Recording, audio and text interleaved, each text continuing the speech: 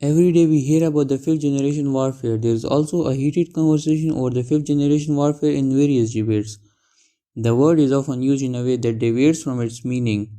Wars are divided into different generations based on their method of fighting and different weapons used in them. Let's get to know what the generation war is. Now, firstly, let's look at the first generation warfare. Human history is full of wars. In the beginning, these wars were fought with the swords. Then there were innovations kept on happening. Weapons and swords were replaced by the modern weapons, and right after that, there came a time of nuclear wars. The era of first generation warfare begins in 1648 with the Treaty of Westphalia. This treaty ended religious wars in Europe, and as a result of these wars, more than 6 million people died. The era of first generation warfare goes from 1648 to 1860. Here, ranks were used to divide the troops into units. Military uniforms were also introduced in this generation. Fighting by making lines and columns has been the part of first generation warfare tactics. These wars were fought face to face on the battlefield, where horses, swords, and arrows were used as weapons in these battles. The leader used to present himself on the battleground to motivate their fighters. The success in these wars largely depended on the manpower, but towards the end of this generation, early rifles began to introduce in these warfare. The American War of Independence fought by America against the British Empire and Mexican War of Independence fought against Spain are included in the first generation of wars.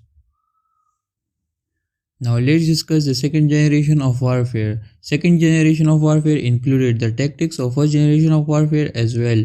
But with the advancement of technology, swords were replaced by early modern weapons such as rifles, machine guns, and cannons. Here, the battlefield has gotten a bit more dispersed in second generation of warfare.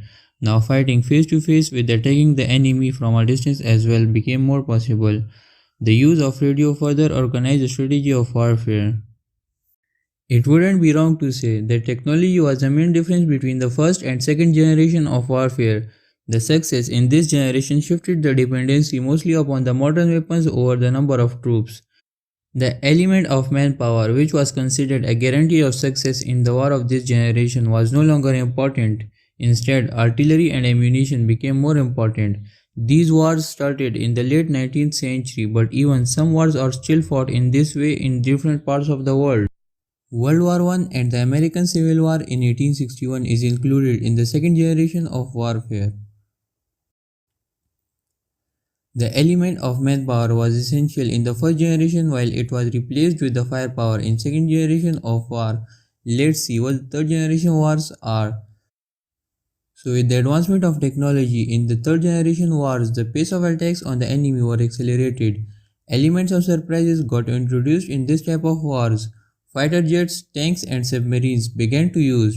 This era of warfare were used to describe the aggression of war in which a highly speed group of attackers backed by armored tanks and air force suddenly attacks the enemy in a highly organized and effective manner with excellent planning. Third generation war tactics were first used by the Germans in World War II when they took control of Belgium, France, Netherlands and Luxembourg in just 6 weeks. In this type of warfare, the battlefield became more dispersed, and on ground, officers were allowed to take decisions on spot. Wars between Pakistan and India are considered as third generation wars, and nuclear weapons have also been used in this generation. Now the term fourth generation war was also used by American analysts in 1989 article. Fourth generation war is the name given to various war tactics and the tactics used over the last few decades. And this war resulted in the most dangerous changes in the world. This is a generation of war in which it is difficult to distinguish between peace and war and to distinguish between ordinary citizen and an army fighter. In this generation of warfare, instead of sending troops, a country starts providing indirect political and economical aid to the insurgents in the enemy country and uses them against their own country. The situation in the enemy country is aggravated by propaganda and guerrilla warfare. The continued increment in globalization and technological innovation have been providing a dangerous platform for non-state actors. The best examples of the fourth generation warfares are the wars in Syria, Libya, Iraq and Afghanistan by the US.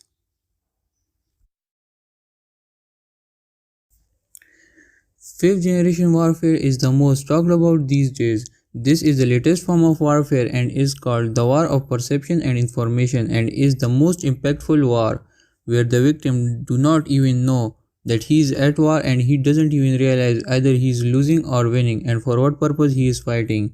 In this warfare, people are brainwashed mainly through misleading information and chaos is created then. This task has become much more easier in today's world and age through social media. Puppet rulers are brought to the enemy country through propaganda and are used for their own benefits. For this purpose, cyber attacks and use of various illegal tactics are most common, which is why this is the most commonly and deadly form of warfare that has been made more dangerous by emerging technologies such as AI. This war is also called cyber war. In this war, drones, robotics, and different machineries are used. This generation of war has become more dangerous because of innovations. Perhaps new examples of human history would be set, and it would be far more damaging than conventional war. Its first example is some time ago Israeli cyber attack on Iran's nuclear problem.